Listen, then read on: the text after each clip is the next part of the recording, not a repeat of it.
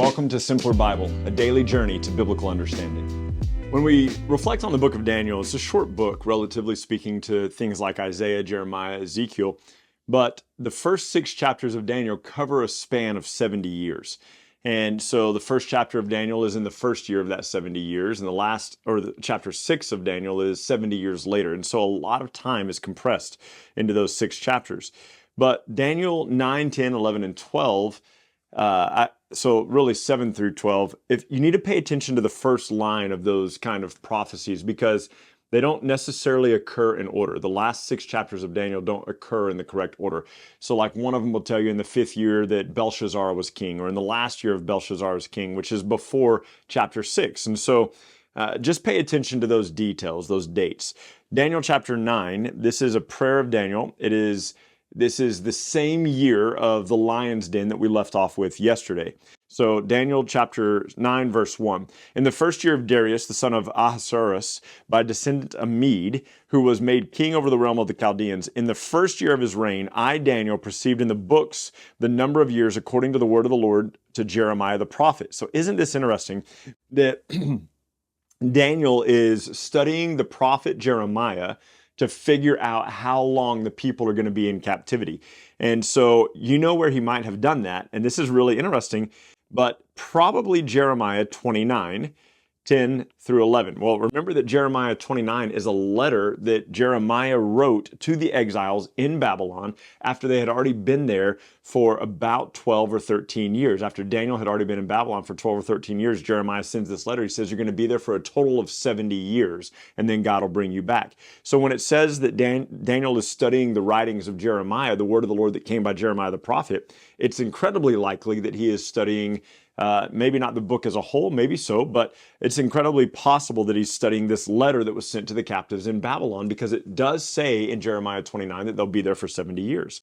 So he says, 70 years must pass at the end of the destruction of Jerusalem. And he says, then I turned my face to the Lord God, seeking him by prayer and pleas for mercy with fasting and sackcloth and ashes. I prayed to the Lord my God and made confession, O Lord, the great and the awesome God, who keeps covenant and steadfast love with those who love him and keep his covenant. We have sinned and we have done wrong. We have acted wickedly and rebelled, turning aside from your commandments and your rules. We have not listened to your servants, the prophets, who spoke in your name, to our king, our princes, our fathers, and to all the people of the land. To you, O Lord, belongs righteousness, but to us open shame, as it is this day. To the tribe of Judah, to the inhabitants of Jerusalem, to all of Israel, those who are near and those who are far away, in all the lands to which you have driven them, because of the treachery they have committed. He says, to the Lord belongs mercy and forgiveness, for we have rebelled against him and have not obeyed the voice of the Lord our God by walking in his laws, which he set before us by his servants, the prophets. All of Israel has transgressed, he says. And so Daniel, I was about to say Psalm, Daniel 9 is Daniel just kind of recognizing, like, look, we've been here for 70 years. I've been studying Jeremiah. We're supposed to be at the end of this now. So God, our care is on you. We're looking at you. And it says this, as it is written in the law of Moses, all this calamity has come upon us, yet we have not entreated the favor of the Lord. So think here, like Deuteronomy 27 and 28, here's what's going to happen if you disobey God. Here's the blessings, here's the curses. And he says, all this has happened to us and we still haven't repented and turned to the Lord. And he goes, so we haven't done this. We haven't turned from our iniquities and gained insight by your truth. Therefore, God has kept us ready for the calamity and has brought it upon us. The Lord our God is righteous in all his works and all that he has done, and we have not obeyed his voice. And he says down here in verse 16, Jerusalem and your people have become a byword, a curse among all those who are around us. Now therefore, O Lord our God, listen to the prayer of your servant and to his prayers for mercy, his pleas for mercy. And for your own sake, we've seen that theme a couple of times, O Lord, make your face to shine upon your sanctuary, which is desolate. O my God, incline your ear and hear, open your eyes and see our desolation for the city that is called by your name. For we do not present our pleas before you because of our righteousness, but because of your great mercy. That might make you think of Deuteronomy 7 or Deuteronomy 9, where God said, I'm not taking you into the promised land because you're righteous, but because of the promise that I made to your fathers. And I love this verse 19. O Lord, hear. O Lord, forgive. O Lord, pay attention. O Lord, act. Delay not for your own sake, oh my God, because your city and your people are called by your name. So while he's still speaking, the angel Gabriel shows up and begins to speak to him and tells him, at the very beginning of your prayer, I was sent to give you this message. Here's what's going to happen. And he's beginning to tell him kind of about the last days. Now, Daniel's still in Babylon, he's still ruling, and Daniel 10 tells us in the third year of Cyrus, the king of Persia, a word was revealed to Daniel, whose name had been called Belteshazzar, and the word was true, and it was a great conflict, and he understood the words and had understanding of the vision. In those days, he was mourning for 3 weeks. Daniel says, I was mourning for 3 weeks. I ate no delicacies, no meat or wine entered my mouth. And on the 24th day, so for 3 weeks, he's not washing himself with oils. For 3 weeks, he's fasting and he's praying for 3 weeks. On the 24th day of the first month, he was standing by the bank. He was waiting for an answer from the Lord. A couple of things that are really interesting here. One, he's grieving and mourning for the sins of the people of God for 3 weeks, and he doesn't eat meat or wine. Now, I told you 2 days ago when we were in Daniel 1 that Daniel forsook eating the meat and the wine that the king was providing for him, and he only ate vegetables. And so some people are like, oh, look at Daniel. He only ate vegetables. Right. At that time, he only ate vegetables. He clearly by now, I mean, the dude's 90, right? Close to 90. The dude's like, I want some wine and I want some meat. He's eating wine and meat, and now he's not eating the wine and the meat because he's fasting and he's seeking the Lord. And so people kind of make this deal of Daniel, and they're like, man, and he ate vegetables his whole life. No, he didn't. He ate vegetables in those first days to separate himself from the other people that the king had taken into captivity. And he prays for 3 weeks, and he doesn't get an answer. Finally, he gets an answer, and it says this. Listen, this is verse 11, and this is super interesting, and I'm not smart enough to tell you what it means. Go Google it, but be careful who you read, because there's a lot of stuff out there. So it says this, verse 11, 10, 11. Daniel, so this is the answer of the angel who came to him. Daniel, man greatly loved, understand the words that I speak to you and stand upright, for now I have been sent to you. And when he had spoken this word to me, I stood up. And he said, fear not, Daniel. From the very first day you set your heart to understand and humble yourself before God, your words have been heard, and I have come because of your words. The prince of the kingdom of Persia withstood me for 21 days, but Michael, one of the chief princes, came to help me, for I was left there with the kings of Persia. So here's what he says. Daniel has this vision, and this angel comes to him and he says, look, the moment you started praying, I was sent with an answer to you, but it took 3 weeks. Daniel's fasting and praying for 3 weeks. He goes, it took me 3 weeks to get here because I was in conflict. I was at war with the prince of Persia. And so some sort of spiritual battle happening, and that's what delayed God giving his answer to Daniel. And he said, I have come to tell you what's going to happen in the latter days.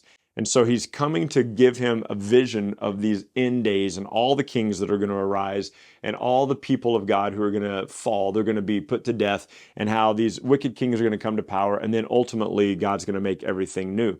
So jump down to chapter 12 with me. Let me show you this. He's hearing this interpretation, and it says, at that time shall arise Michael, the great prince, who has charge of all God's people, and there shall be a time of trouble, such as has never been seen since there was a nation till that time. But at that time your people will be delivered, everyone whose name is found written in the book of life. And many of those who sleep in the dust of the earth will awake, some to everlasting life, and some to shame and everlasting contempt. That makes me think of John 5. I can't remember the exact verse off the top of my head. It feels late. It feels like it's in the 30s of John 5, but don't hold me to that. Where it talks about there will be a resurrection of both the righteous and the wicked, the righteous to life and the wicked to death. And so Daniel, the book of Daniel, is already highlighting that for us. And those who are wise will shine like the brightness of the sky above, and those who turn many to righteousness like the stars forever and ever. But you, Daniel, shut up the words and seal up this book until the time of the end. Many will run to and fro, and knowledge will increase.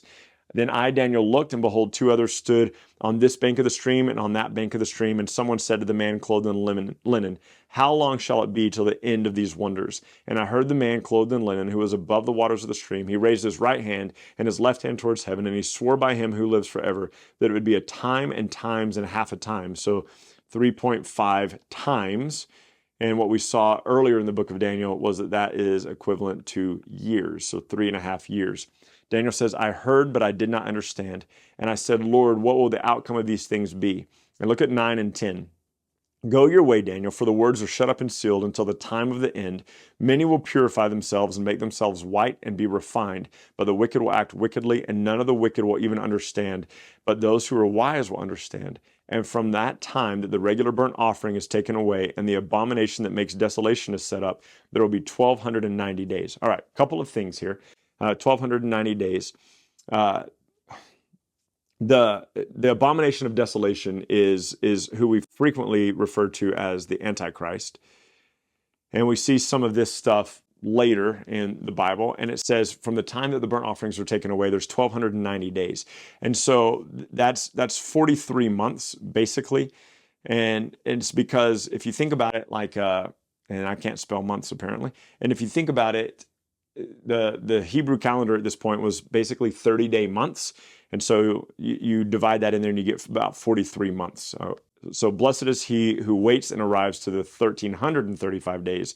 So there will be an additional 45 days that are going to be very hard. And then he says, but you, Daniel, go your way till the end, and you will rest, and then you will stand in your allotted place at the end of days. So he says, Daniel, you don't worry about this. This is for the last days. Go your way. You're going to rest. You're going to die. You're going to rest. And then in the latter days, you will stand in your place, your appointed place at the end of days. And so speaking to Daniel of his death and of his future resurrection at the latter days when all these things come to conclusion. I'm just going to tell you, I have a lot of thoughts on Daniel 7 through 12. I skipped Daniel 7 for now. We will come back to Daniel 7 when we hit Revelation. I know that doesn't make a lot of sense, but Daniel 7 almost perfectly lines up with Revelation 19 and 20. And so I'm saving Daniel 7 for now. We'll come back to that. But I don't know what all the prophecies mean. God has not given me the gift that Daniel had to interpret prophecies and dreams. I have some thoughts on it. And at this point, that's as much as I can tell you, that Daniel was seeing a vision of the latter days and of what was going to take place. But you know what? Our confidence is in God. And so however it plays out, we trust God. And like Daniel, we will one day go to our rest, and then we will one day be raised to stand in our appointed place in the presence of God. And so that is going to wrap it up for us for the book of Daniel. Tomorrow, we're going to be in Micah, chapters 1 through 4. I look forward to sharing Micah with you over the next couple of days. We'll see you next time. Thank you so much for journeying with us today at Simpler Bible. Together, you and I have looked at another passage of Scripture and come to know the Bible a little bit better and enjoy God more fully. This video, along with all of our videos, can be found at simplerbible.com, where you can enjoy our Through the Bible in a Year course. You can also enjoy a wealth of resources, blog posts that take you a little bit deeper into the text, a Bible study format that you can use with your small groups or your family, and we're creating new content all the time, all with the commitment to help us be people who know and enjoy God more fully. Thank you so much for being part of it, and we can't wait to see you next time.